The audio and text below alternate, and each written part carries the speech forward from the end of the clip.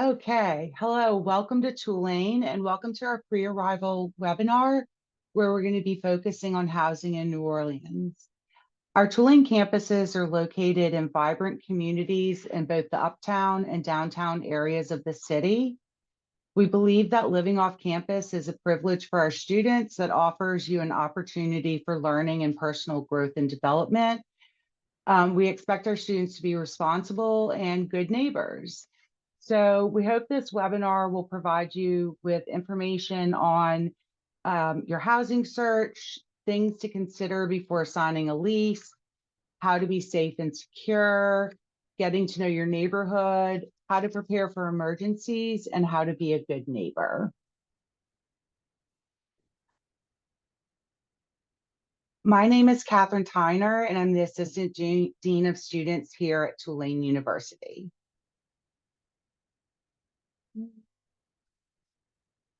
And I missed a slide, sorry. So participants' video, microphones, and chats are disabled in this Zoom webinar.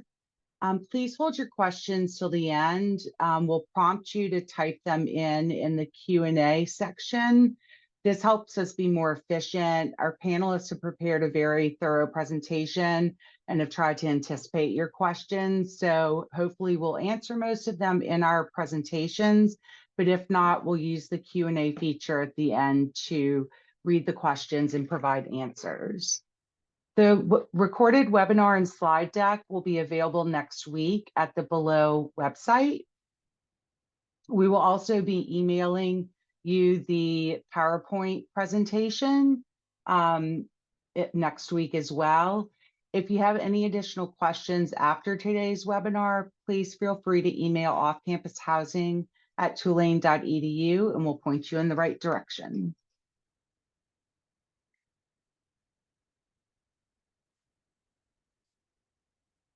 Again, my name is Catherine Tyner. I'm the Assistant Dean of Students. We have Anthony Dominguez, who is the captain of our support services here at Tulane within the Tulane University Police Department. We have Justin Reid, the International Student Engagement Manager at the Office of International Students and Scholars.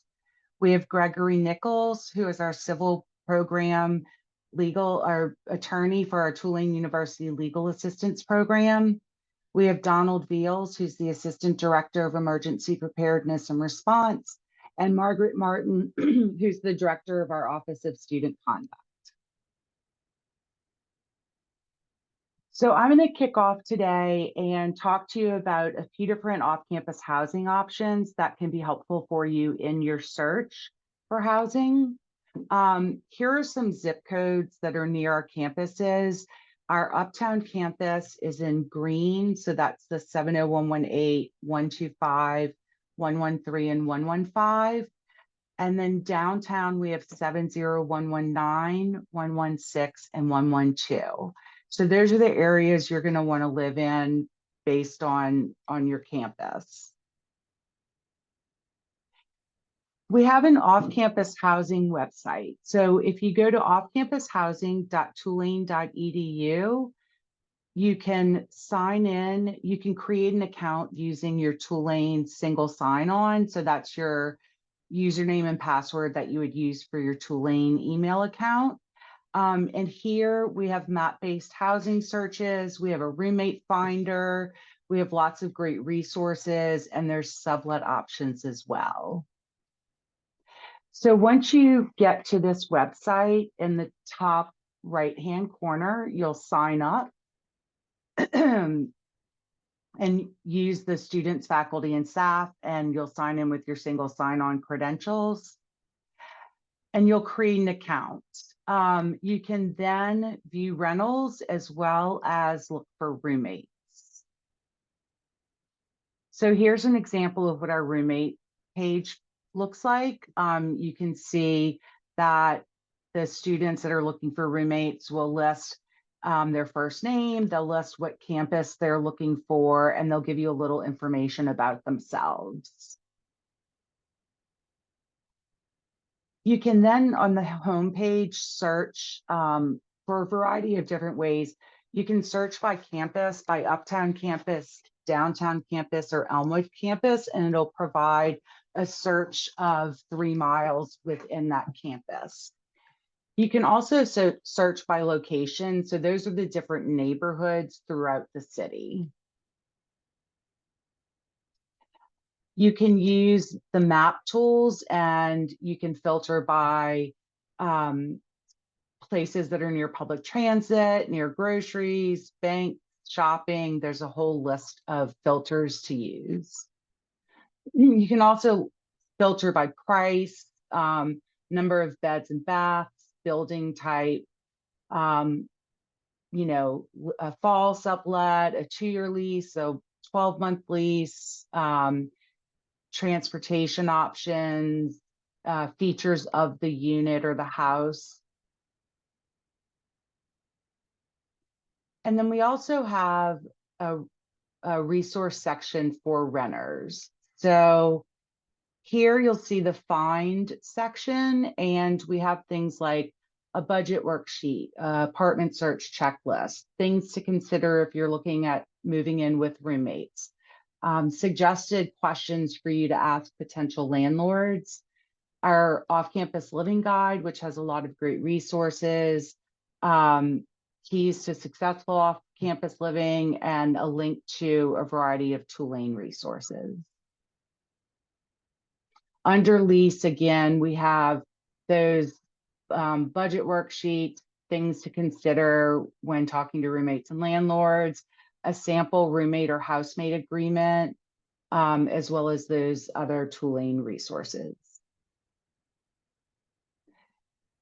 For moving, we have a wealth of local resources. So this will link you to the New Orleans Police Department, the Fire Department, the City of New Orleans, trash and recycling, our electricity provider, our water provider, anything you'll need to know when moving to the city. And then under live, again, some of those same resources that are in the other categories. So that's a good place to start if you're looking for housing that's not affiliated with the university. We do have some university affiliated housing. So one is Deming Pavilion, and this is downtown next to our medical school campus. It's in the medical district. These are apartments that you apply to live in through our housing and residence site, but you have a lease. So you would go to our housing and residence life website, housing logistics, and then you would click on apply, and you can apply for Deming through what's called our housing portal. And again, that is in the medical district, so next to the med school and close to the School of Public Health and Tropical Medicine and the School of Social Work. We also have 1315, which is a partnership with Tulane University. This is also in our medical district, so steps away from our med school. These are high-end apartments in downtown New Orleans. They're brand new. They've been here for 2 years, I believe, 1 to 2 years. You can go straight to their website and you can view their floor plans. You can get virtual tours. You can schedule a tour. And those are fully furnished apartments, which is really nice. We also have the residences at LSU. So that's Louisiana State University. They have a brand new apartment complex for their health students enrolled in their health and science programs. And they've extended that to Tulane students who are enrolled in our medical programs, our School of Public Health, any of our science programs. And again, you can go directly to their website to look at the floor plans, request a tour, or apply. So here are the websites that I mentioned. Again, we're going to send you this PowerPoint, so don't worry that you need to write this information down. We'll send it to you. There's also a Facebook group. It's not affiliated with the university, but it's called Tulane Classifieds. And students also list their apartments and sublets there. So now I'm going to turn it over to Captain Dominguez, who's going to talk to you about safety and security. Good afternoon, everybody. I'm Captain Dominguez. I work for the Tulane Police Department. So just here to talk a little bit about us and then just staying safe at off-campus residences and just off-campus in general. So TUPD, we are a full-fledged police department. We patrol about a mile and a half, about a mile off campus in every direction on both our uptown and our downtown campuses. So when you do sign a lease or you're looking at a place, we do have officers, myself included, that are nationally certified to conduct what are called security assessments using kind of common and current best practices. Officers will come to the residence. If you haven't signed a lease yet, obviously you should schedule something with your landlord to make sure it's okay that we come. But if you've already signed a lease and you just want us to come out and take a look, we'd be more than happy to do that as well. All you have to do is email us, police@tulane.edu, or you can call our number, which is on the back of your splash ID as well. That's our generic non-emergency number. The officers will schedule a time to come out. We'll do a walkthrough with you of your residence, and we'll note safety and security features, recommend upgrades, talk about the safety of the neighborhood, the safety of the general building and whatnot. And then at the end of it, we'll provide you with a nice little report that you can take to your landlord. So if we recommend fixing your locks or doing something different with your Windows security, you can provide that to your landlord. Now that's the police giving a best recommendation to fix something instead of you just saying, hey, I think I need better locks.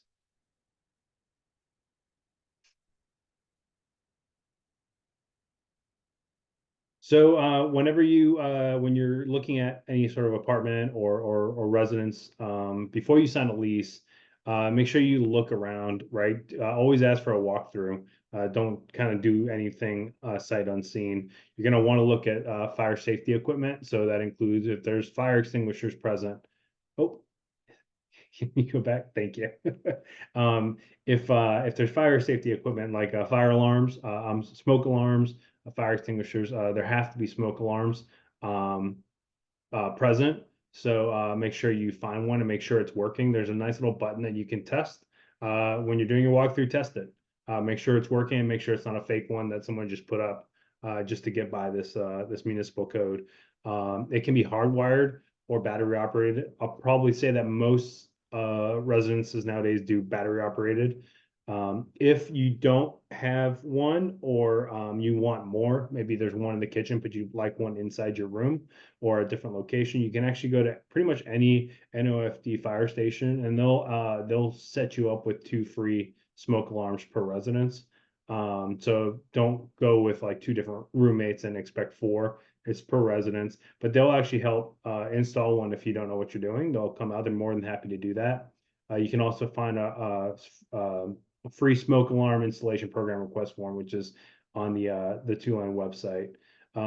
For fire safety, the Uptown campus for NOFD is located in the 6th district. That's just so you're aware. And then the downtown campus is located in the 2nd district, which when we get to the police part, it's actually swap, which is very interesting. I always recommend people when you're looking at off-campus residences, whether that's an apartment building or Deming, or you're looking to sign a lease in a residence, check the NOPD crime map. You can find that on NOPD's website. You can search the crime map. It's a really nice, that's probably the only thing they actually beat us at. Their crime map's really pretty to look at. You can filter all sorts of nice things on there. But check the crime for the area. You can sort it by you want to go a year back, a month back, a week back. Just take a look at what's going on in the area. You don't want to sign a lease for a year for a residence where it's high crime, right? People have car break-ins or there's armed robberies or whatnot. You don't want to put yourself in a situation where that might happen to you. And just for general awareness, the Uptown campus is in the 2nd district of NOPD, and the downtown district is in the 8th district. Make sure you ask friends, neighbors, current residents for any sort of information. We can't discuss landlord options or talk about landlords, which ones we recommend. The university can't do that.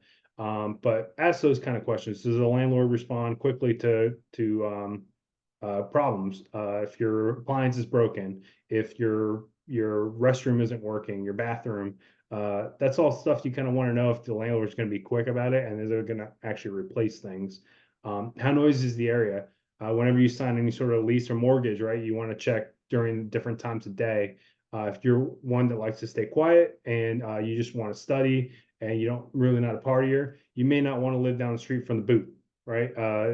It's going to be very noisy. So you want to make sure that you're in a good area, that's the noise levels are appropriate, and also is the property well maintained. If you have grass growing up to your waist, then obviously it's not taken care of, and you may want to look elsewhere.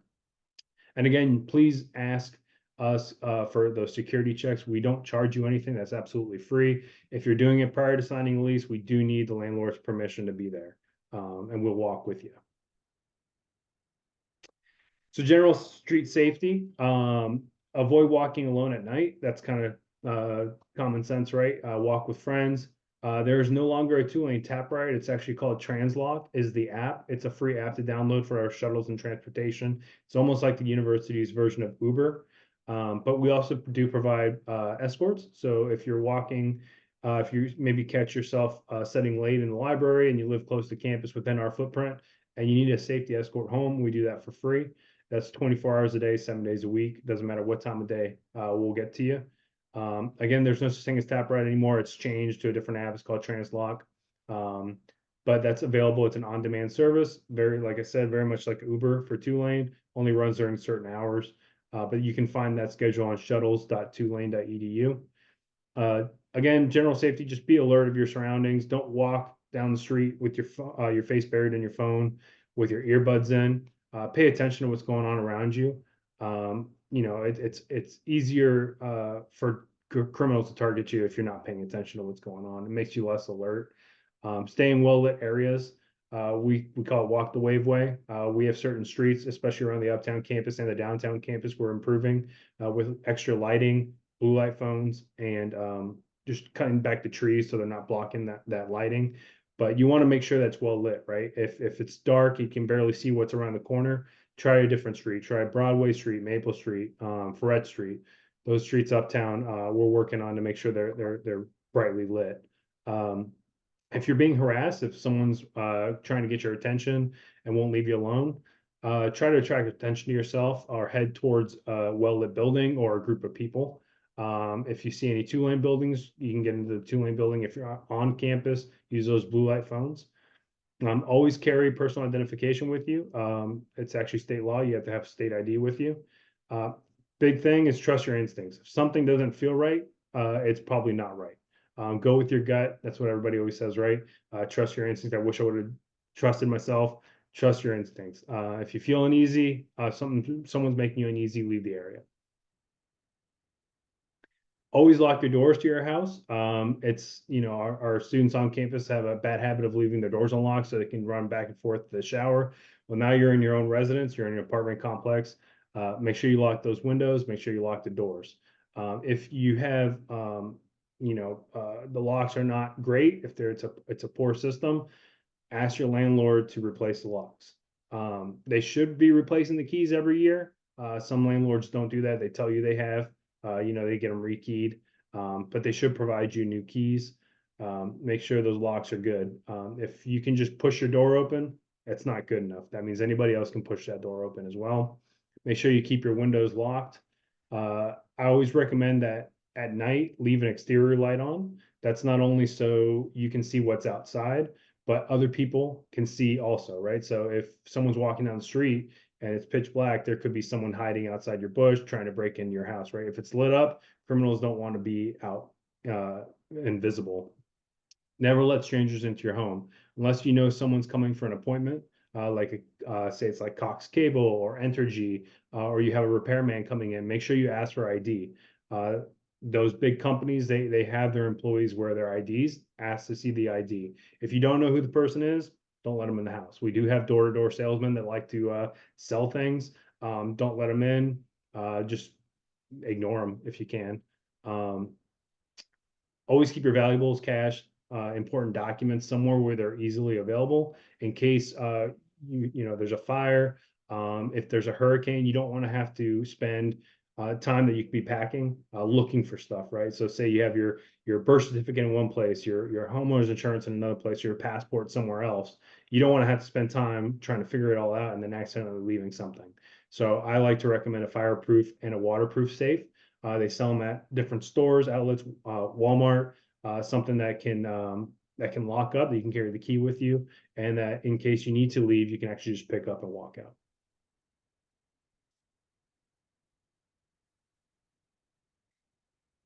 So again, like I said, take that safe or lockbox with you. Don't get something that's super heavy that you're not going to be able to lift up. You want something easy you can throw in your car if you need to get out. We have a website called reportit.leadsonline.com, and I'll type it into the chat after I finish, just so y'all can see it.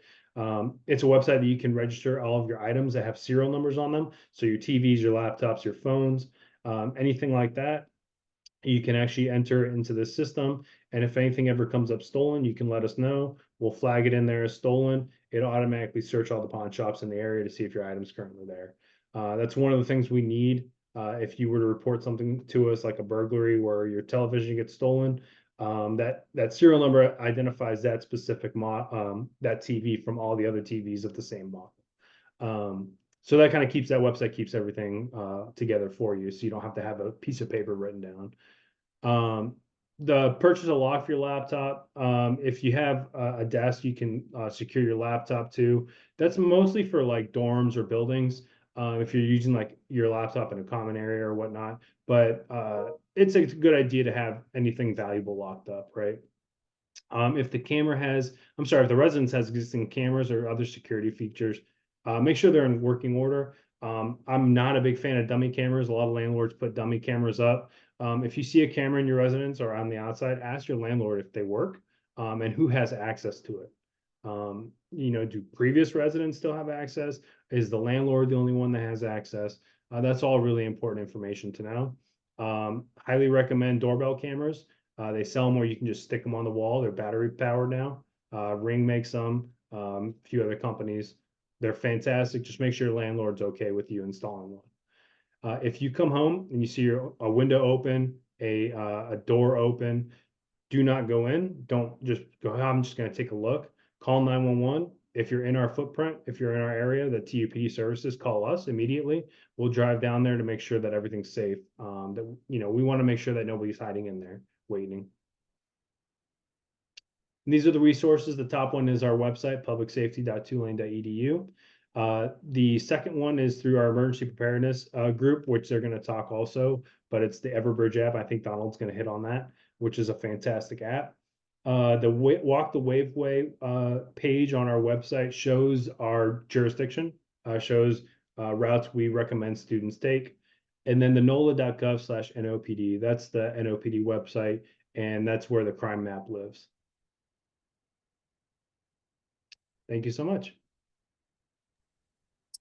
All right, thank you, Anthony. Hello, everyone. My name is Justin Reid. I'm the International Student Engagement Manager with Tulane's Office of International Students and Scholars. And today I'm going to talk a little bit about things to consider before signing a lease. So as Anthony had mentioned before signing a lease, you might want to take a walk through the property just to check out the condition and see if it's a good fit for your living needs. If you get to New Orleans before you found housing and before you can officially move in, you might need to find some temporary housing accommodations. There's a few different options that you can use depending on your budget and preferences.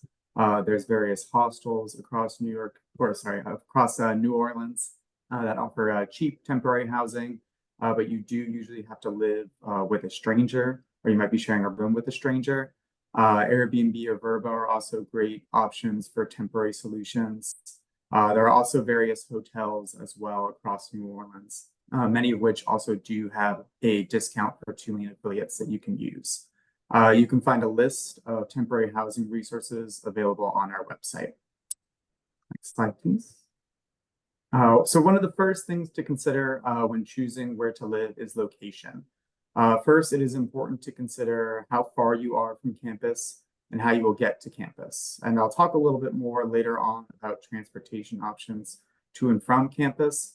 But if you plan on walking, it's important to evaluate how far that walk might be. While 20 minutes might not sound like a far walk to get to campus, walking that far in 95-degree Fahrenheit heat or during a rainstorm that we get here in New Orleans might be a little bit difficult.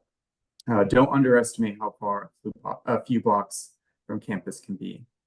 You may want to utilize transportation resources like the fixed shuttle lines or Translock that Anthony had mentioned before to get around campus, between the two campuses, or kind of access areas within a defined region of campus. And I'll talk a little bit more about some of these transportation options later, but that's another thing to consider before signing a lease. You may also want to take a walk around the neighborhood and just see kind of what is the condition of the neighborhood and the surrounding area. Are the houses in the neighborhood well maintained? Can you imagine yourself living there? If you can't physically walk around the neighborhood, like maybe you're trying to sign a lease before you get here to New Orleans, take a look at Google Street View and just see what the area looks like. Each neighborhood in New Orleans has distinct characteristics. While there's many different apartment complexes in the Lower Garden District, Mid-City, and downtown regions, a lot of the units actually closer towards the Uptown campus are going to be more kind of small buildings, more like houses, usually owned and maintained by an individual or a family, or maybe by a landlord or property manager that might have a few different houses. It's fairly common to find shotgun doubles in the Uptown region, which is a small type of duplex where usually one tenant lives on one side and another tenant will live on the other. Very often the owner might actually live on one side and then they might rent out the other side.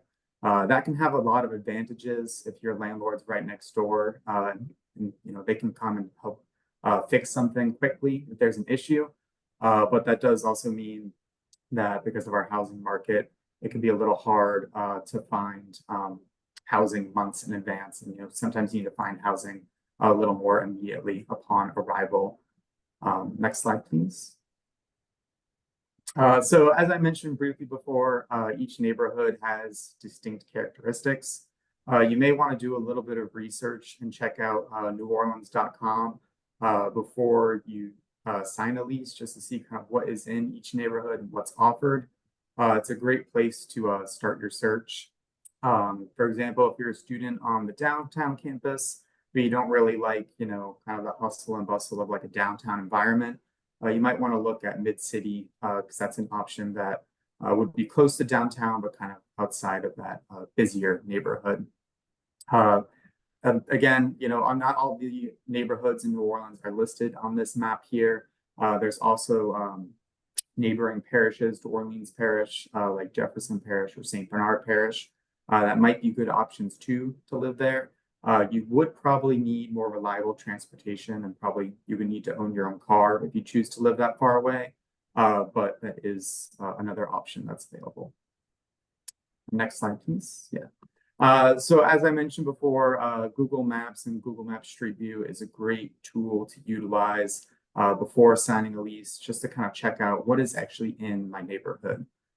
You can use it to see what's nearby your potential future residents. For example, if you don't plan on driving here, you might want to take a look and see, are there any grocery stores nearby, or is there a corner market where I can go and pick up some goods and groceries? If you take any sort of medication or have prescriptions, you might want to see if there's like a pharmacy nearby.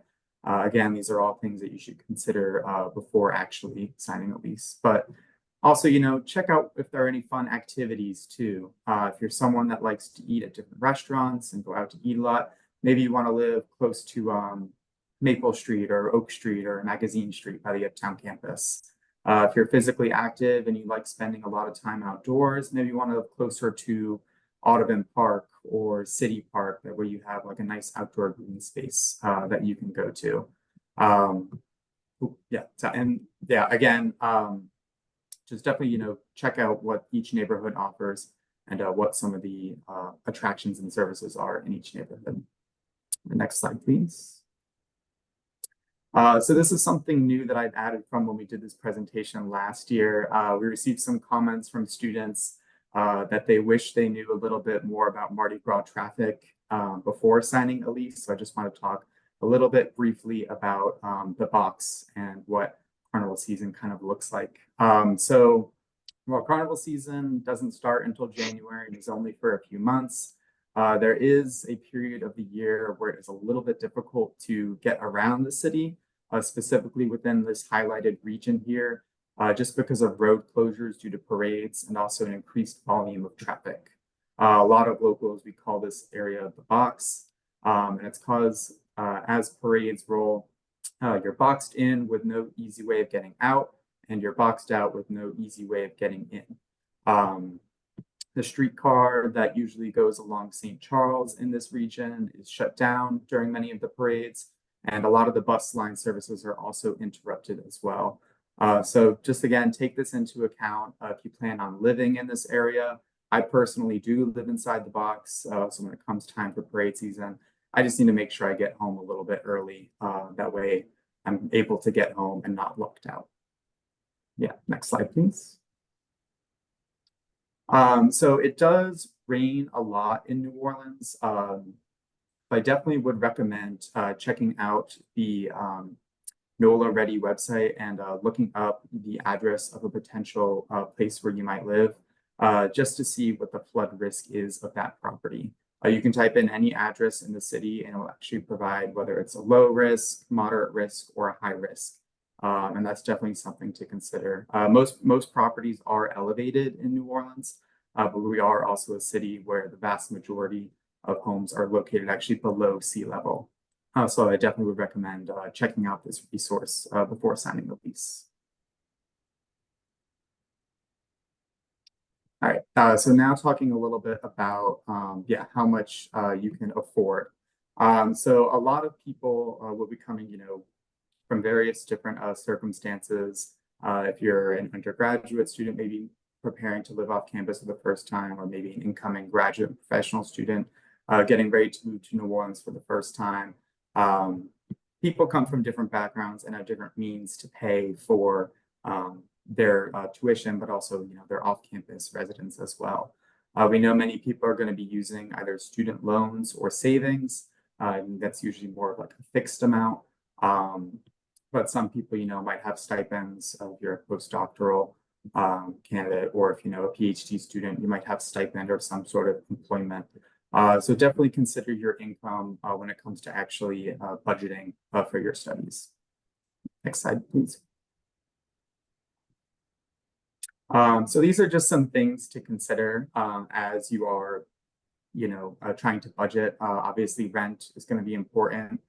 Utilities, sometimes things are included, like typically water might be included and sewage might be included. But things like electricity, cable, internet, that might need to be something extra that you pay for. Groceries, that's another thing to consider. But not all of these potential expenses are going to be applicable to each person. Pet expenses, for example, you might not have a pet, so that might not be as applicable to you. But definitely, try and keep track of the various expenses that you might have, and keep any sort of monthly budget, just to make sure you aren't spending too much on your needs and wants, and that you are making sure you have enough money. Next slide, please. So this is just a little bit of information about the average rent in New Orleans. As I'd said before, a lot of people do come from different financial backgrounds and different financial situations. Overall, average rent is pretty close to $1,400 for around a 900 square foot apartment. But again, like this data is just kind of, a combination of multiple types of units and multiple sizes of units across New Orleans. The next slide, please. Yeah, and this slide is just kind of a little bit better of a graphic kind of showing the average rent for either a studio, 1-bedroom, 2-bedroom, or a 3-bedroom apartment, either in New Orleans or in Metairie. And Metairie, for those of you that don't know, Metairie is the city right outside of New Orleans in Jefferson Parish. As you can see here from this graphic, it's a little bit cheaper to live in Metairie, but public transportation getting from Metairie to New Orleans can be a little bit difficult. So if you are looking at Metairie, you might need to also look about getting a car as well, so that you can get to and from campus. Next slide, please. All right, so there's a lot of different ways to find potential roommates. Catherine kind of talked about this a little bit before. One way is to check with your department or admitting office to see if they have some sort of like group chat or email list for incoming students. For example, our office has an online orientation where incoming international students can connect with each other via discussion boards and look for housing. There's also the off-campus housing portal where you can use that to connect with other incoming students, and that was highlighted earlier. But also Tulane Classifieds is a great resource as well. Again, it's not officially affiliated with Tulane, but a lot of members of the Tulane community and New Orleans community use it to find rental options and to find housemates as well. Next slide, please. So if you're planning on living with other people, especially strangers, I would definitely recommend talking with them just a little bit about to determine kind of, what's most important to you and see if your personalities are compatible together. You should talk just, to see what are their attitudes, are they reliable, are they going to have, are you going to have similar schedules? If you can meet in person, great, maybe meet somewhere on campus or meet at a local coffee shop before you sign a lease together. But if you can't meet them in person, maybe just do like a Zoom call or a Skype call or something like that. Just kind of discuss your wants and needs a little bit. Next slide, please. Here are just some other things to consider when it comes to finding a potential roommate or housemate. First, do your temperaments match? Is your potential housemate more outgoing and you're very introverted, or your personality really is something that you want to consider and how well that's going to work together. Definitely also think about whether or not you have schedules that will meet each other's needs. For example, if you're a student and maybe your housemate is a bartender in the French Quarter, you might not be operating on the same schedule, and that might be a little bit difficult and could potentially lead to some conflicts.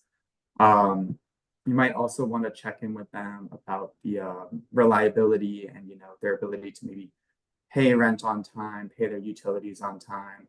Do they seem like a responsible person? And this can be kind of a hard conversation to have, especially as I said, people come from different financial backgrounds and different ability to pay, different sources of income. But it is definitely something that you want to talk about with someone before you enter into a lease agreement. Next slide, please.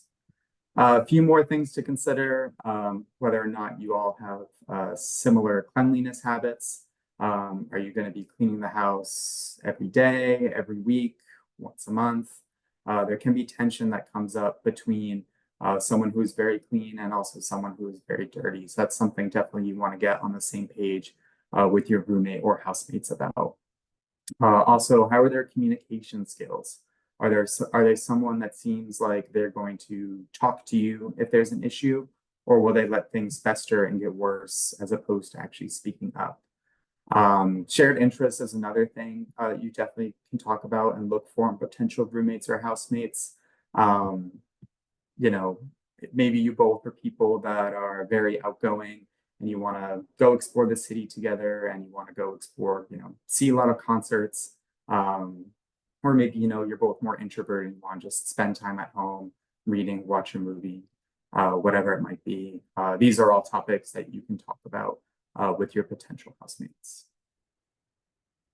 And yeah, I'll now pass it over to Tulane.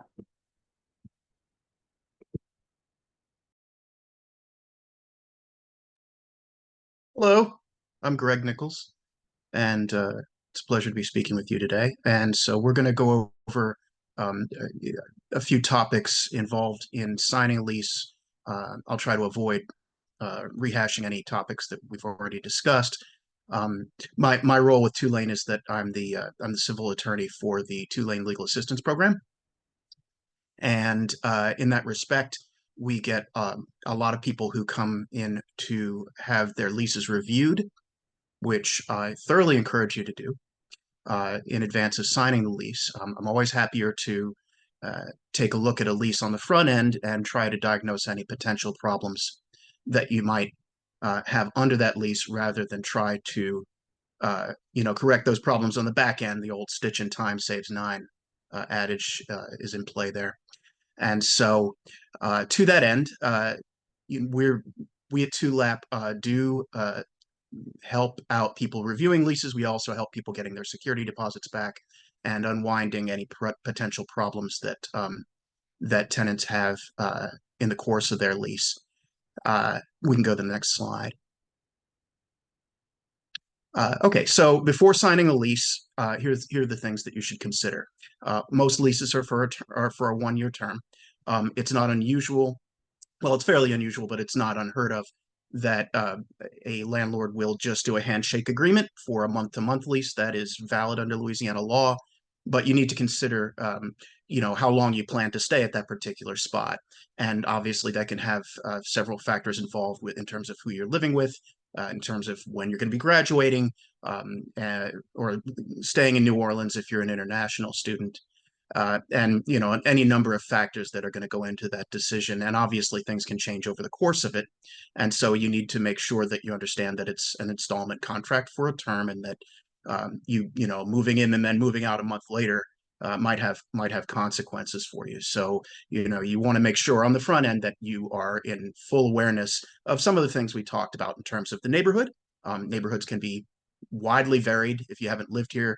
Even if you do live here, one block to the next, and in terms of the landlord and in terms of roommates who you're living with. So keeping in mind that lease term is important on the front end.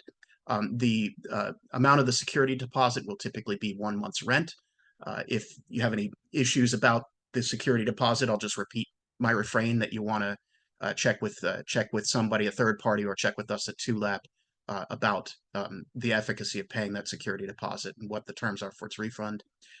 The monthly rent is going to be is important. Also, your ability to pay it, as we've discussed. Typically nowadays, rent is paid electronically. Make sure that you check in the lease to see what the terms are. The lease may state, because a lot of leases are honestly from the 20th century, they're just copied over and over again. It'll say you have to pay it by mail. That's not typical now. It's going to usually be electronic. I don't think it's a huge problem if the lease says one thing and you pay another, as long as you and the landlord are in agreement on it. If you're paying through a certain method, the landlord is not going to have a problem with that, as long as he's getting his rent. You want to keep in mind the potential penalties for paying late. Obviously, the biggest one being eviction. Usually, the lease will contain a provision where there's a grace period of, usually by it's due on the first day of the calendar month. By the 5th, it becomes delinquent, and after that, you might have a problem. It's also possible that in between that, due date and delinquency date, that there will be a penalty for late payment. So you need to make sure of that. If your landlord is not enforcing those penalties, you might find at the back end that he's going to try to take it out of the security deposit. So be aware of that. A lot of the penalty, and I'm not really sure why, but a lot of the penalty provisions are sort of, I would say, built in backwards, where rent will, say, for example, be $2,000 per month, but you get a rebate of $200 or whatever if it's paid on or before the 5th. So be aware of that. That's effectively a penalty as well. Don't be fooled by that. We can go to the I'm sorry, and in terms of, yeah, that's fine. In terms of the we'll talk a little bit about this, but if there's an emergency, you need to know how to contact your landlord. Typically, it will be by text, especially if it's an emergency. A lot of landlords are either out of town or simply don't want to deal with tenants and deal with property managers to handle their business for them. So you just want to make sure that you have a ready contact source just in case you need to communicate an emergency. We'll talk a little more about why in a second. Next slide, please. All right. Some additional questions. What are the rules for personalizing the apartment? The lease will sometimes talk about, that you can't put nail holes. Generally speaking, you should avoid if you have a TV that you want to wall mount, you should avoid doing that unless you're prepared. Have some pretty sharp carpentry skills and you're prepared to fully repair that those holes going into the studs when you leave. Generally, don't want to do that. It's important to when you're actually negotiating the lease, and we'll talk a little bit more in terms of how you do that, to make sure that the lease contains some sort of notification provision in the event the landlord comes to the property or his agents. If there's an emergency, Louisiana law states, and the lease will state, that such as an electrical problem, something that could hurt people or cause damage to the property, the landlord can obviously come without any notice at any time to correct it for obvious reasons.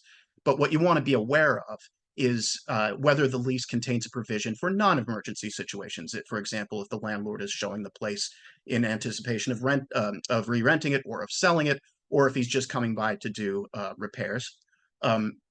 Usually the lease is going to just say you'll either be silent on it, or the lease will say something about that it'll come certain hours of the day. But what it usually will not say is that the landlord's required to give 24 hours or any particular amount of notice in writing before he arrives. And that's problematic. One of the biggest problems that we get in terms of people having questions about what their landlords can do and can't do is, can they send the repairman just any old time whenever they want? Can a real estate agent come by my house and show it when I happen to be studying for exams? And the answer is yes, unless the lease says otherwise, because Louisiana law is silent on it, and the lease is probably going to be silent on it as well. So one of the main things I recommend people do when they review the lease is, if that's not in there, and this is going to be generally true for any amendments that you want to make to the lease, write it in. Put in a provision at the end that you and the landlord or the landlord's agent sign, indicating that, I would generally say that landlord or landlord's agents, except in the case of an emergency, and if you want, I can provide language to you to this effect, just let us know, that either the landlord or the landlord's agents will give at least 24 hours notice in writing. Text message is fine, and will only come between the hours of 9 a.m. and 5 p.m. weekdays, something along those lines, so that you're not disturbed when you're trying to live your life. Okay, what else? I would say that you want to have as we've said, have a good, to the extent possible. I realize there's a lot of folks who are international, and this isn't necessarily realistic, but have a good appraisal of what you're renting as the actual apartment itself before you come, which means a walkthrough, right? But if you can't do that, if you happen to know somebody in town who can do it for you, that's fine. A good backup for that would be to see if there's any way that you can contact the current tenants to find out what their experience is like, to find out what it's like living with under this landlord, or as just a basic sort of fallback, which you should probably do anyway, Google them. If you're renting from ABC New Orleans Rental Company, Google that company, and I can guarantee you that if they are problematic landlords, and there are some of them, not a lot, but there are a few serial ones, they're going to come up. They're going to be local, ABC stations will have done, reviews of their renting practices and the fines that have been levied against them and so forth. And that is not somebody you want to rent from. If you don't see anything on them, then you're probably okay. If you have any questions about that, while Tulane and Tulap cannot give you specific advice about, a particular who to rent from and who not to rent from in a general sense, when you're speaking with me, it's attorney-client privilege, and I will absolutely tell you if a certain landlord has been problematic and somebody we've had encountered in the past. Okay, next slide, please. All right. Now, obviously, you want to read the document thoroughly. I realize leases are going to be boring. For the most part, they are going to be forms, but do try to read it thoroughly. If a lot of it is going to just come through as pure gobbledygook to a non-legal mind, again, any questions, even if you don't have questions, just shoot it over to us and say, hey, is there anything problematic about this lease? And we'll happily turn that around and let you know whether there are any red flags there. And we touched on this a minute ago, but when I was talking about writing in a notice provision, and this is in a general sense, when you have an opportunity to look at the place, if there's anything that's out of order, let's say that there's no stove, or the air conditioning doesn't seem to be working, or there's a window broken.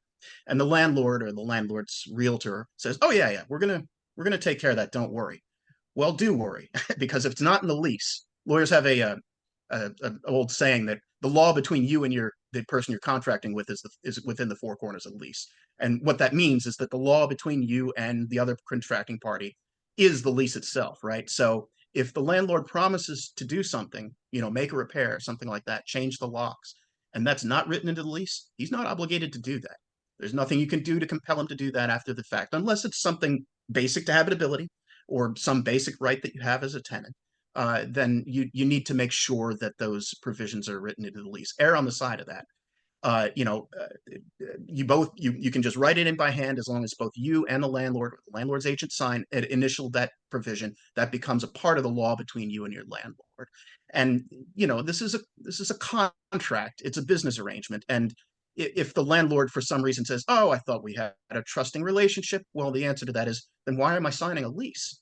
You have to represent your interests and make sure that anything that you want, don't be manipulated. Anything that you want to make sure that is done before you move in gets done. And by doing that, by putting it in the lease is the way to get that done.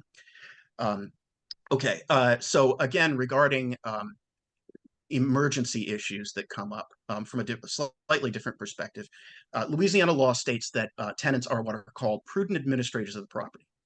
And what that means is that you live in the property, right? And so as such, you have an obligation to report any dangerous conditions about the property to the landlord, because the landlord is not there. And they're probably not, they probably, if ever, rarely come by, hopefully.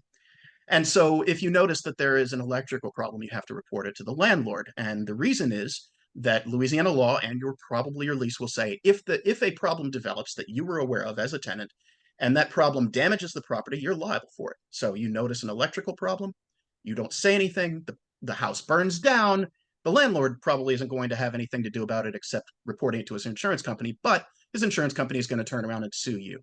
And it's not a good position to be in, and it can be fairly easily avoided. To that end, a lot of students obviously have to sign leases starting in June, July, maybe even earlier for the coming school year. And if you're not in town, you're not actually going to be occupying the place until August. And same at the holidays. You may go home for several weeks. Leases do not account for this, right? And so if you are not in the property at a certain time, you're still considered a prudent administrator. Place burns to the ground, you are still going to be liable for it, potentially you're going to be sued for it, even if you're not around to check. So one thing that you might want to do, again, is write into the lease, if you know you're going to be absent at the beginning of the lease, that landlord acknowledges that tenant will not be present in property until August 1st, 2024, or failing that, if it's something like it just comes up, letting your landlord know in writing, hey, I'm not around, so to the extent the property needs to be checked out, you need to send somebody over to do it. It may save you a huge headache. You want to consider, Tulane actually strongly recommends purchasing renter's insurance. The reason being that your personal property, your guests, you're sort of insulated by a warranty on habitability, but your guests are not.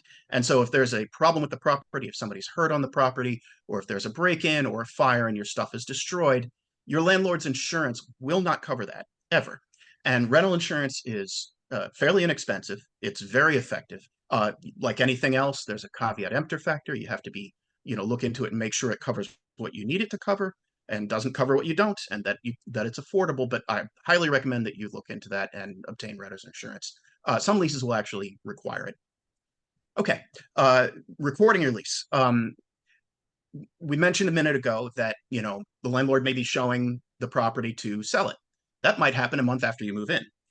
It's not very ethical, but landlords will often rent property out knowing full well that they intend to sell it during the lease term. That is a breach of the lease by the landlord, but that still leaves you in a position where you might have to, if a new owner comes in who you have no contract with, they're going to put you out in the middle of the lease and you start having to look for another place. The way to avoid that is to record your lease. This is a brief sort of summation, so I won't go into the details of that, except to say that if you want information in details about recording your lease, you record it with the parish. What we have here are parishes, not counties. You record it with the parish, and that protects you if somebody in the middle of your lease buys that property from your landlord. They are bound by the lease contract for the remainder of its term. All right, next slide, please. Okay, again, checking out the neighborhood where you're going to be renting. You know, if you're able to come into town before you sign a lease is a great idea. Walking several blocks around your neighborhood, talking to the tenants who live there, talking to people who live nearby.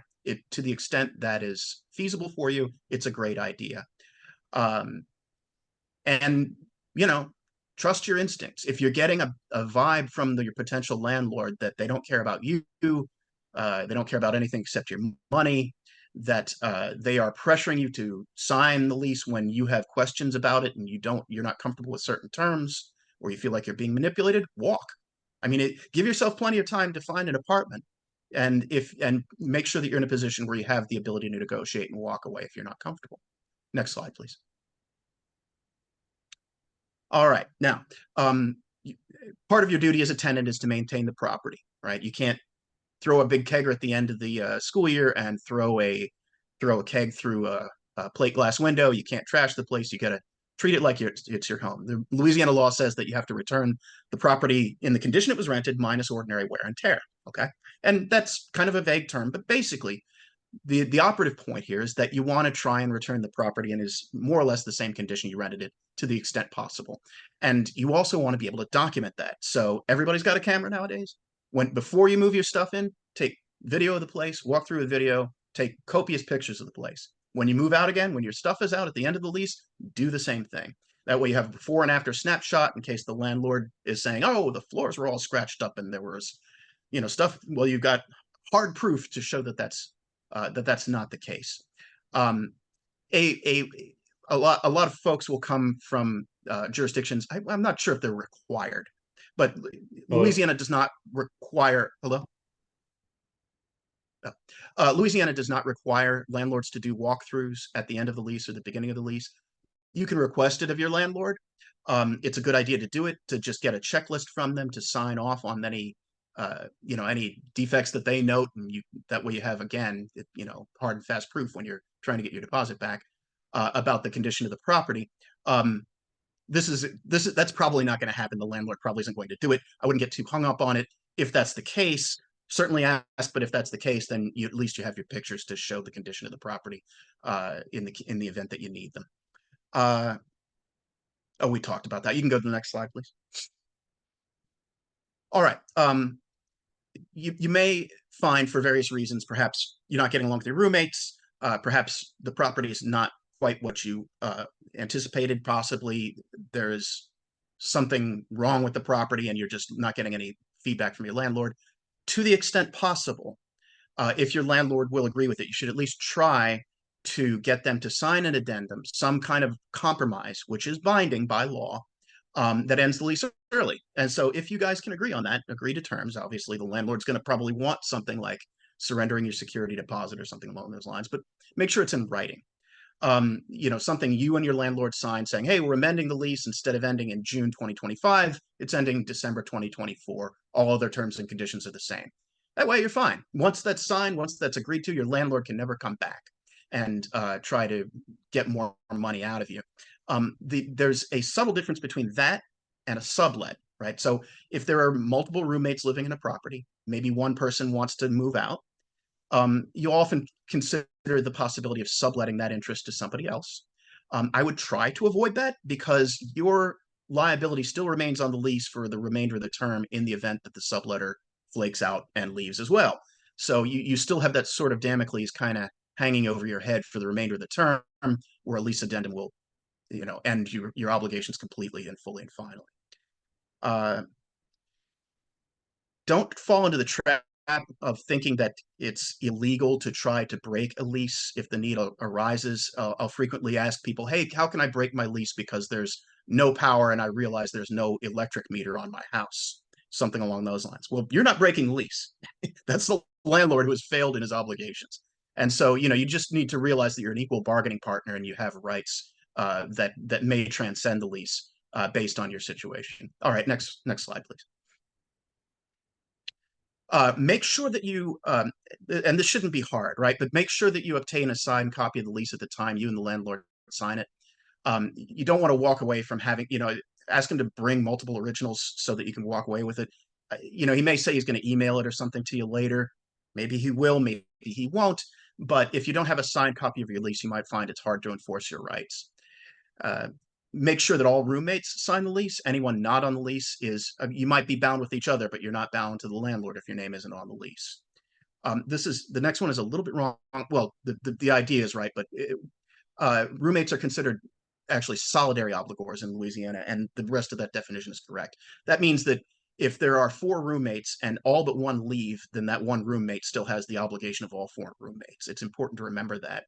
Another thing that's important to remember, and I believe there are some parents on this conference right now, is whether or not the lease requires you to be a guarantor. That's one of the red flags that I consider you might want to walk away from. The reason is obvious.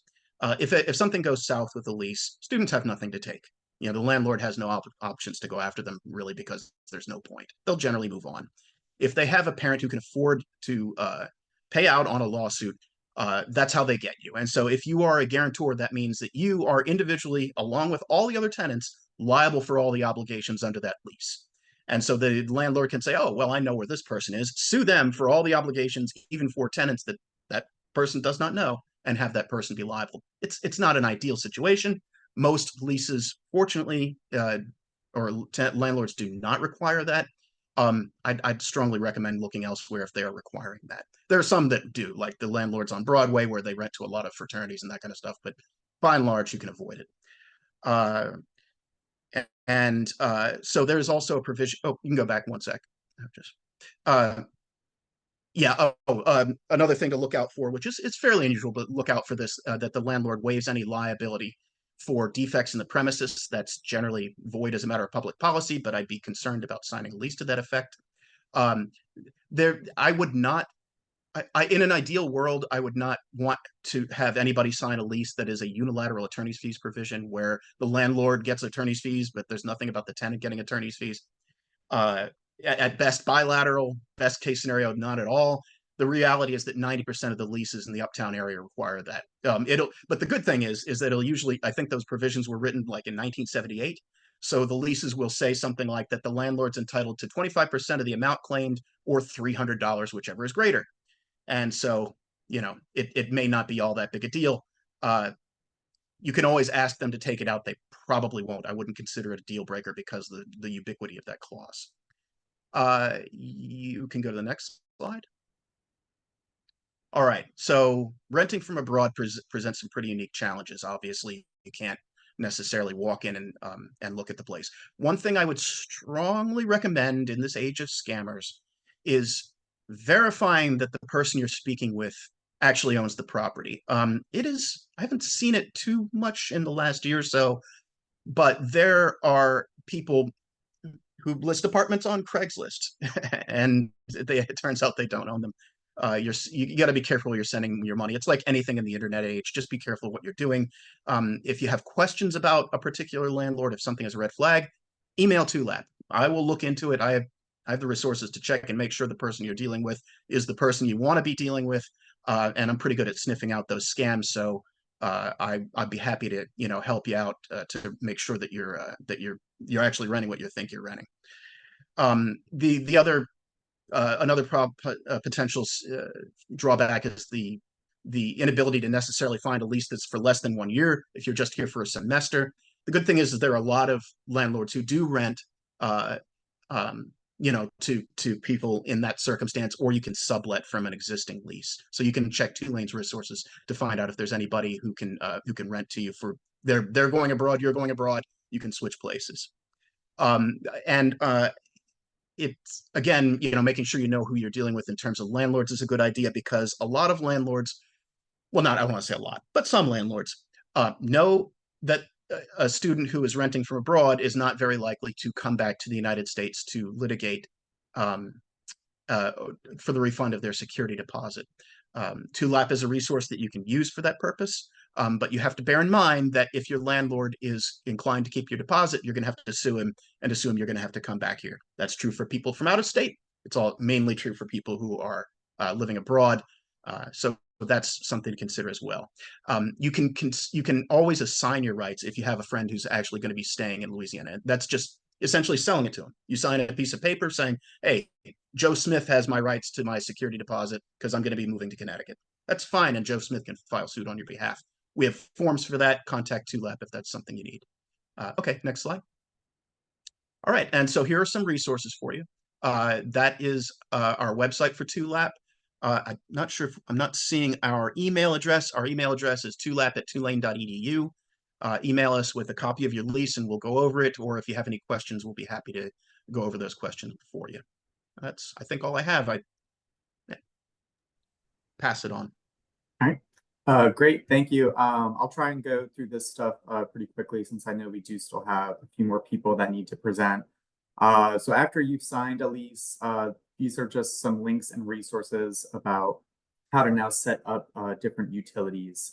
So a lot of times water might be included, but you'll definitely need to have to set up your power. So with Entergy, if you want TV or internet access, there's a few different providers in the region. Cox, AT&T, Spectrum are some of those options. Next slide, please. Okay, now I'm going to talk a little bit about public transportation and biking.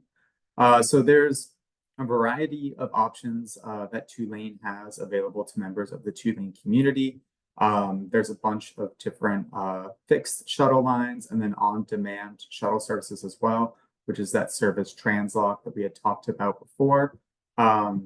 The shuttle services do change sometimes slightly semester to semester. So you can always visit shuttles.tulane.edu or email shuttles@tulane.edu to get the most up-to-date schedule and most up-to-date information.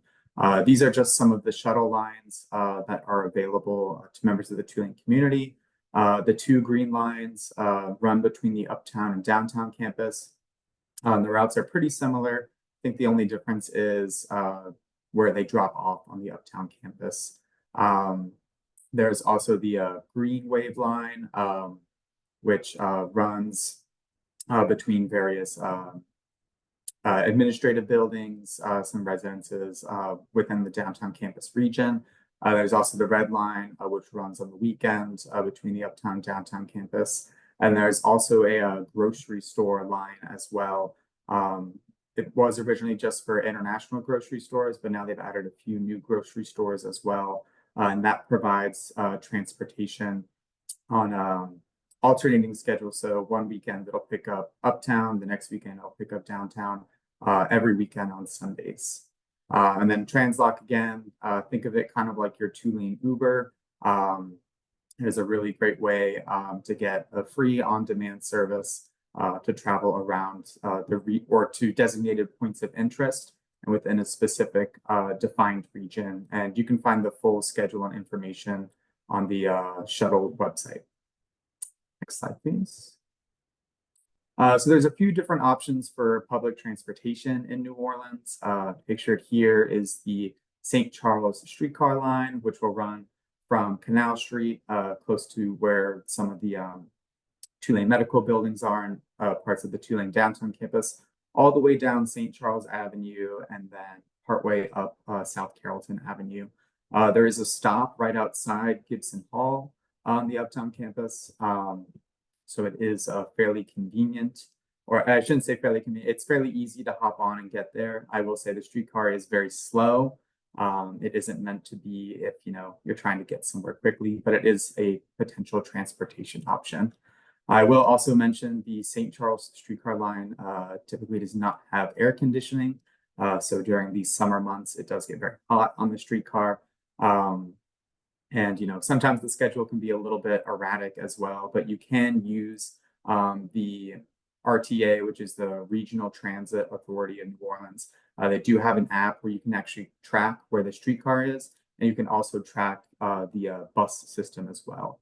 And the app is the La Pass app, and you can actually buy tickets to board the streetcar or the bus or the ferry as well, all through the app. Next slide, please. So a lot of people do choose to bike around the city.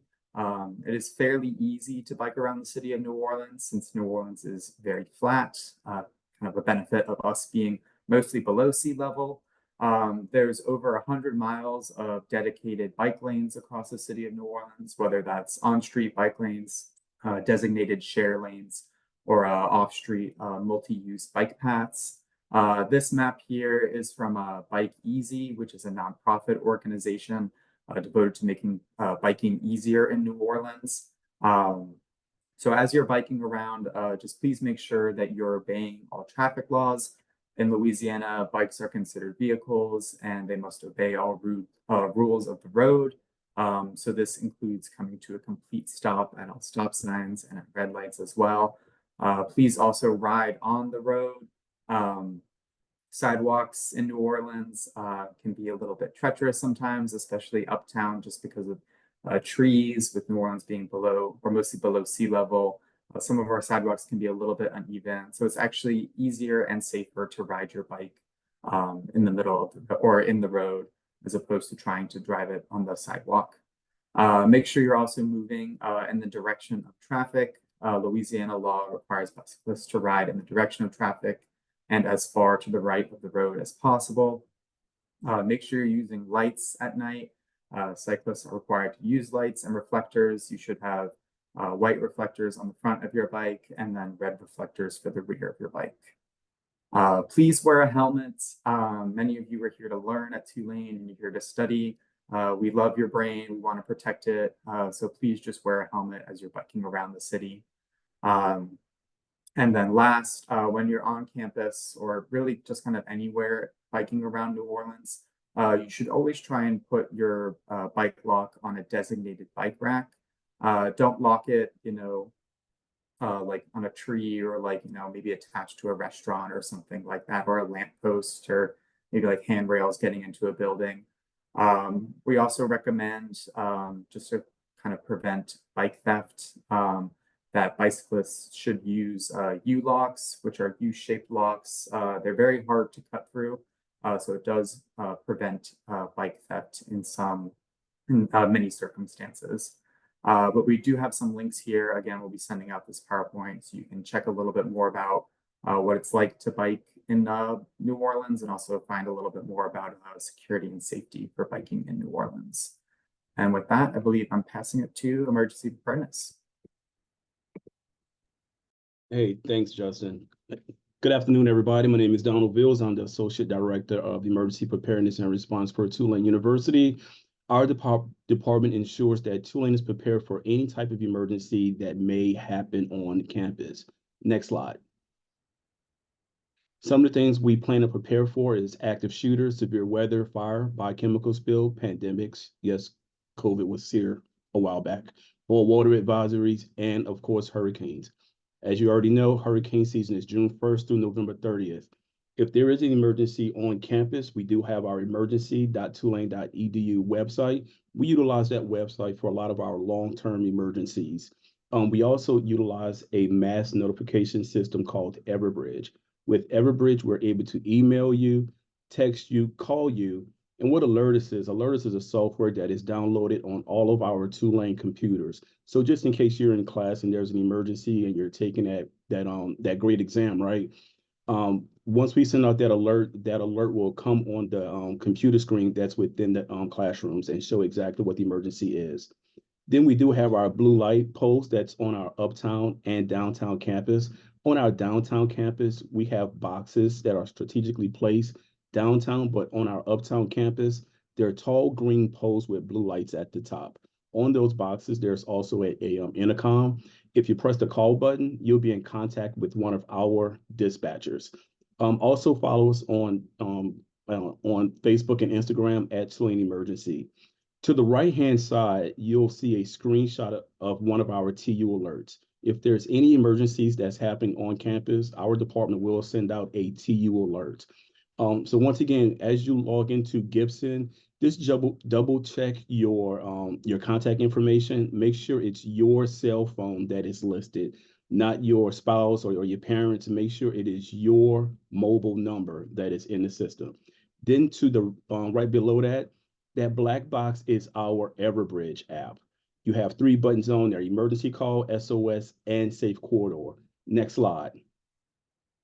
With the Everbridge app, there's a few additional resources on there. So if you go to your Google Play Store or the Apple App Store, just go in and download the Everbridge app. You will need your Tulane credentials to create a Everbridge profile. I just want everybody to know, in case it will not let you register fully, just wait until the first week of class, because a lot of times IT will not upload all of the new students until the week of move-in.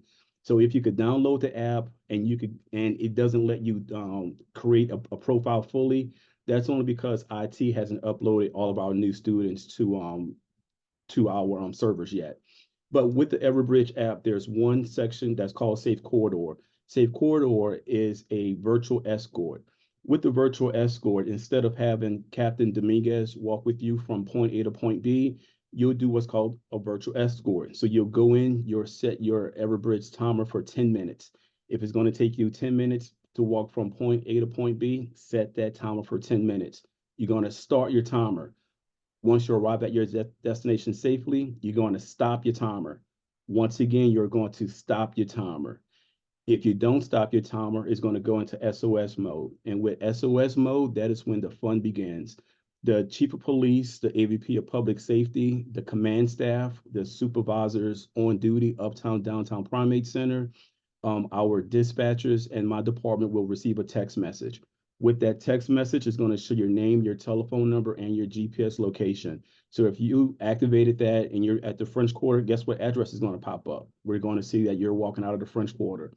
So once again, if you do forget to turn off your timer, you're not going to get in trouble at all, but one of our dispatchers will call you up. So just make sure if you do activate it by mistake, a dispatcher will call you up. So if you don't get a call from them, which you always will, give us a call and say, hey, it was a mistake, I'm okay. Because the one thing our dispatchers will do, they're going to aggravate and bug you until they ensure that you are safe. If you're within 1 mile of campus, you'll probably have one of our police officers knocking on your door. I've seen it done all the time. And then also we have our SOS feature. The SOS feature is basically a mobile panic button. So in case you're in this situation, you could definitely utilize the SOS button. But just remember, if you press it, you're going to have about 10 seconds to cancel it. If not, it's going to go through. And once that SOS activates, it's going to notify the same people. But there's one fun feature. Your front-facing camera will come on, and it's going to record you for 2 minutes. We will be able to hear and see what's going on around you. So just make sure if you do utilize the SOS feature, just make sure it is an emergency, okay? We want to keep that only for emergencies. Next slide, please. So it is hurricane season. Every student is required to have an evacuation plan. This is a living document. What your plan is today might not be your plan in August. You can always go in and update this profile, okay? Then there's a link to our new evacuation policy. This policy is about 2 years old. So just go through and just read over it. And if you have any questions, our contact information will be at the end of this presentation. Next slide. So hurricane season, guess what, everyone? We're in hurricane season right now. Hurricane season is June 1st through November 30th. Our peak is probably going to be towards the mid to end of August through September. So if there's a storm that forms in the Atlantic Ocean, we're going to have about 7 days before landfall. That's going to give us more than enough time to make any plans to figure out what Tulane University is going to do. And when we're coming up with these decisions, it's not just us watching the news at night. We have a local meteorologist on contract. We also have another weather monitoring service called Preparedness, and we also work closely with the National Weather Service for our region. So once again, we work with professionals to give us the best information so we can make the most informed decision for the university. So anything that's forming in the Gulf of Mexico, we're going to have a little less time to prepare. So for you all, make sure you always have a plan. But anytime there is a hurricane out in the Atlantic or even the Gulf of Mexico, we're going to be monitoring it. Once it starts getting closer to us, once we know the direction of the storm and if it's going to impact us, we're going to start sending out any communication. Some hazards with any hurricane is going to be high winds, storm surge, heavy rainfall, and inland flooding. Just so you know, you're in New Orleans right now. It doesn't take a hurricane to have heavy rainfall and inland flooding here in New Orleans.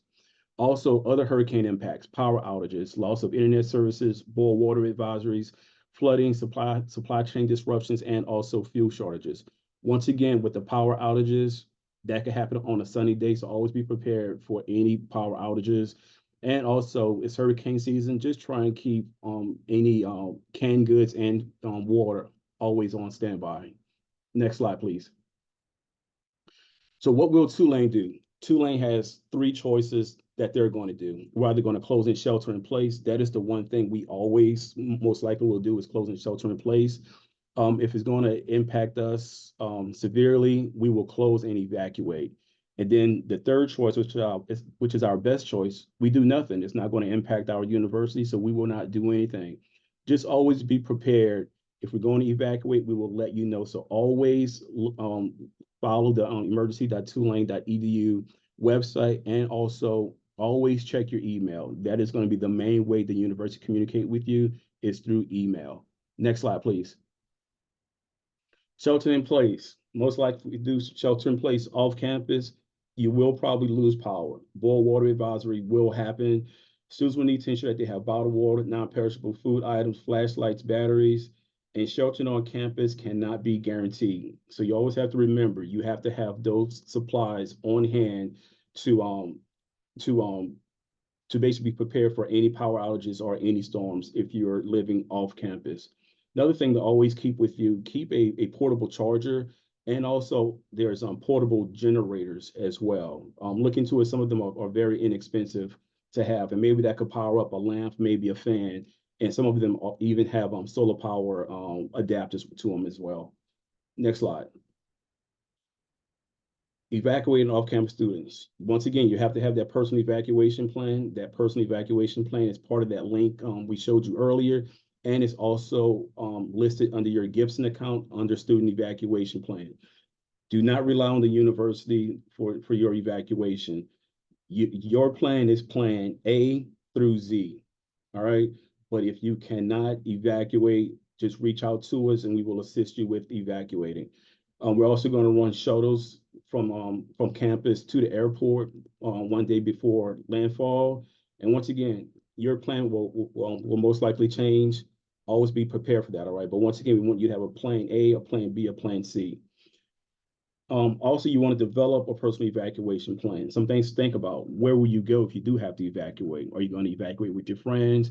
Are you going to go to aunt's house in Atlanta? Those are all things to think about. When will you make that decision as well? Once again, we're going to start communicating all that information. Also think about this. Think about if a hurricane is coming towards the Gulf. I'm going to tell you two places not to go: Corpus Christi, Texas, and Miami, Florida. Because the moment a hurricane enters the Gulf, it could go anywhere.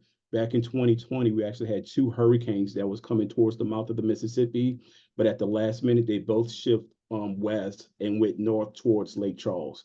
So while we recommend going 250 north, 250 to 300 miles north or away from the storm, is because if that storm follow you 250 miles, by the time it reaches you, it's only going to be rain. It's not going to be hurricane force winds. And that's the one thing we're trying to escape from, is the hurricane force winds. Always have a designated out-of-town contact as well. Remember, a lot of you may have pets on this phone call. Have an emergency bag for your pets. Include toys, any medication for your pets as well too. Next slide. Other things to keep with you: medication, toiletries, important documentation. Captain Dominguez stated earlier, you want to have a fireproof file safe. Have all your important documentations with you, and just grab that box when it's time to evacuate or leave. Other things to keep with you: keep cash. Cash is for emergencies only. It's not for a hurricane party. It's not for a hurricane. It is strictly for emergencies. Let's say, for example, a gas station may lose power, right? But they may have their pumps on generator power, but they don't have the network or infrastructure to run Apple Pay or credit cards. That's where cash come into play. Battery chargers. If you get a portable battery charger for your phone, get the one that has the embedded cords with it. You don't want to have a portable battery charger and have separate cords. You want to have everything embedded into that battery charger. Multi-tool can open a battery operated radio just so you can hear any transmissions in case your phone does die or if you don't have phone reception. Like I said earlier, think about infants, think about your pets, things to have with you as well. Duct tapes and Ziploc. Those are two things I love to keep with me. Next slide. Post-storm actions. Everyone, once again, we're going to over-communicate with you. Follow our instructions. If campus is closed, don't try and come here to charge your devices. Keep in contact with your professors to find out anything, because if we do evacuate or even if we do shelter in place, one thing Tulane found that we can do well is hold classes via Zoom. So if you do evacuate or shelter in place, you still bring your school material with you just so you can have classes away as well. Next slide. So here's our information. I have a hard email address. My name is Donald Vills. My email address is donald@tulane.edu, and there's our department email as well. And follow us on social media at Tulane Emergency. Thanks, everyone.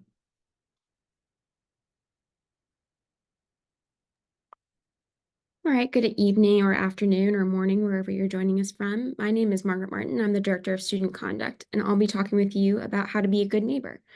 So as we've talked about, New Orleans is a great, wonderful place to live, and we're a very diverse city that takes a lot of pride in our individual neighborhoods and being a New Orleanian.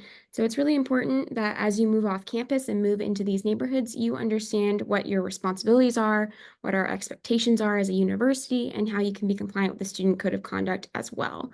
So we're going to give you some tips. Here are some right on this slide, but I'm going to walk through them all individually in the next slide, please. So living off campus is a really different environment than living in a residential community. It's a really exciting privilege, as Kat Tyner said at the beginning of this presentation, but it requires that you act with responsibility and independence.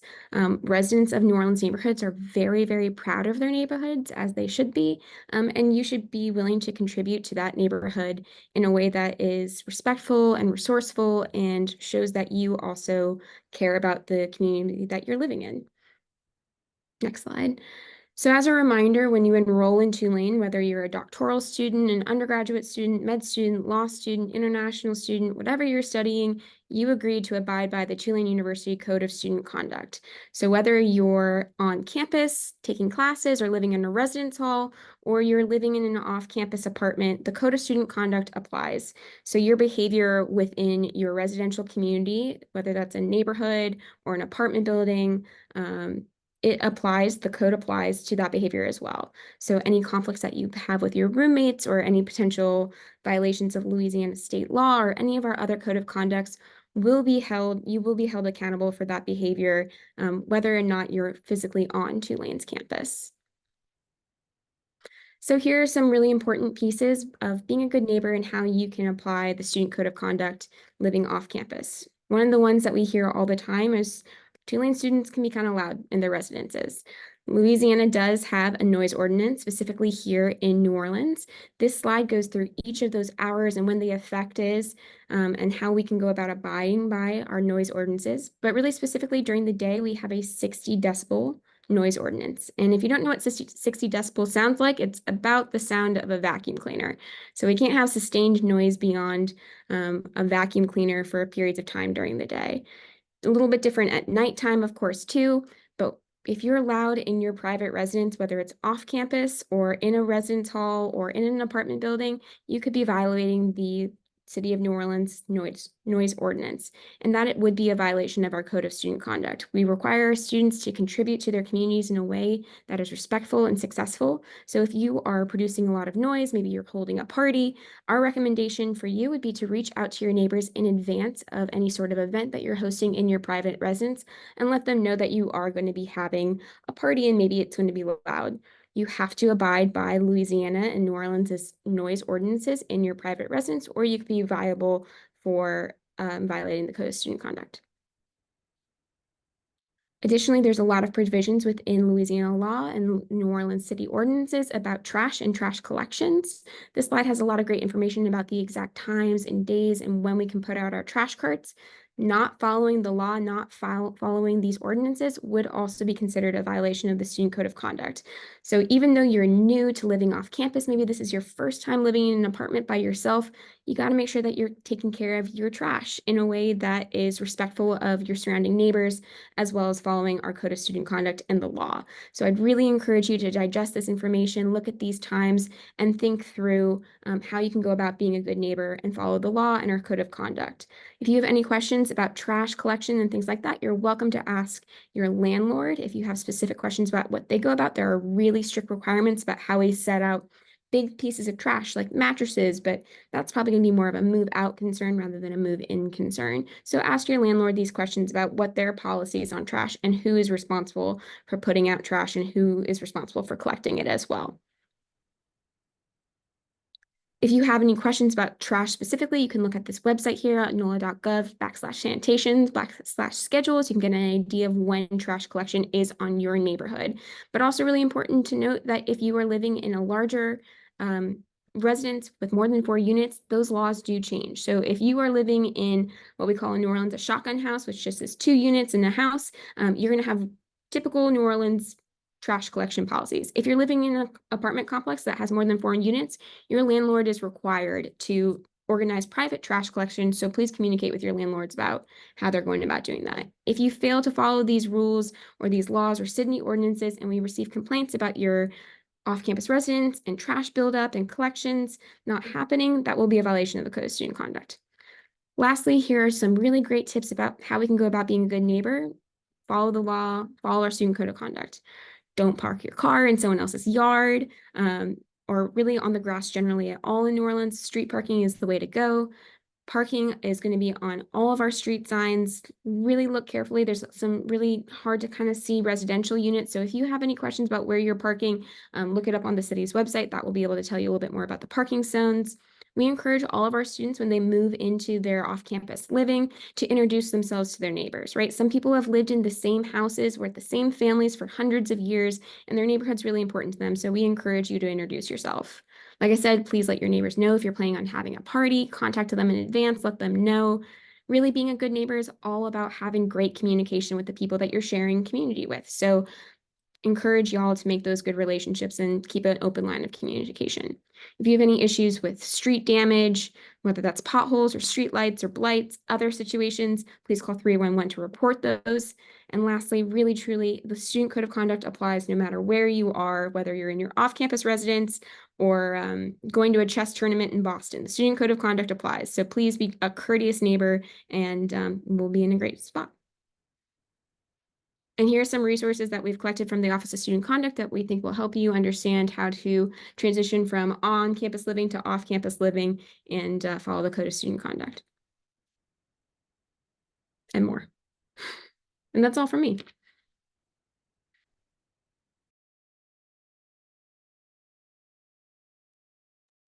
Thank you, everyone. I think we have a few questions in the Q&A.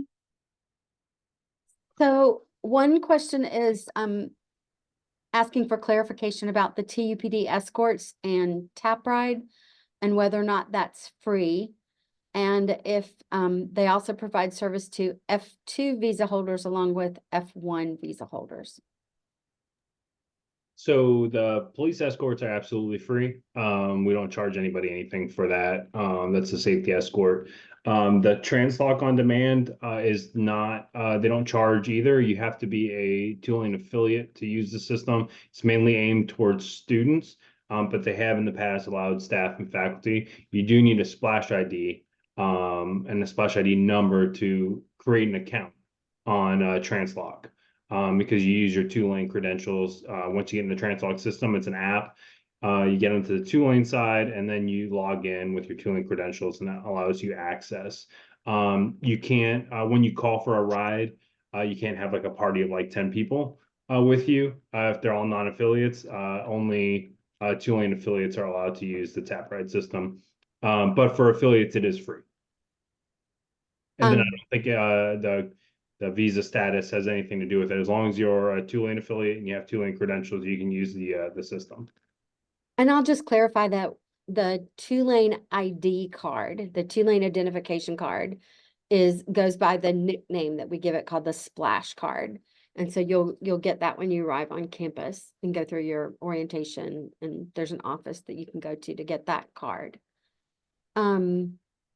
So another question is, if you came in late and you missed when we made this announcement at the beginning, then yes, you'll be able to access a recording of the webinar later. So we will email everyone who registered for the webinar a link to the video recording and a PDF of the slides.